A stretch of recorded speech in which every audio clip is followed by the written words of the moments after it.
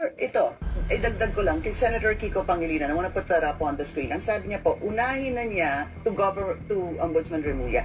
Unahin niya ilabas yung SALN ni dating Ombudsman Martires mula nang umupo ito bilang Supreme Court Justice hanggang sa pagbaba nito sa pwesto bilang Ombudsman itong 2025. Baka sakaling magkaalaman na bakit tutol ito sa paglabas ng SALN.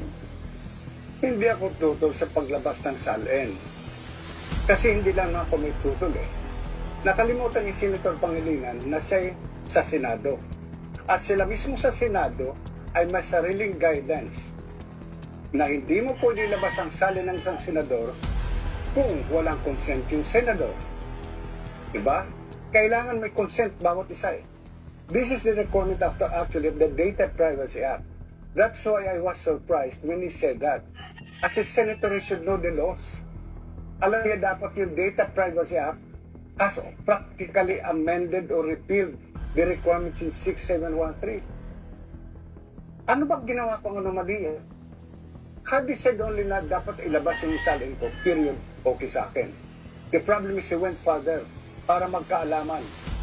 E di sabihin niya, kung mayroon akong ginagawa anomaly, di itaksawan niya ako. And did he also just file a SALN of 23 million?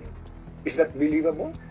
Why didn't he let his wife, Sharon Cuneta, join or state his assets and liabilities in his SALN?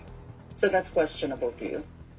Yes, because the requirement of 6713 is joint. Whether your wife is in the government or not.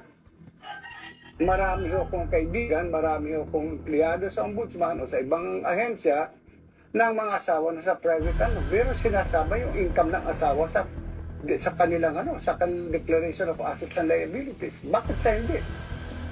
Nakatingin ba sa ibang direksyon?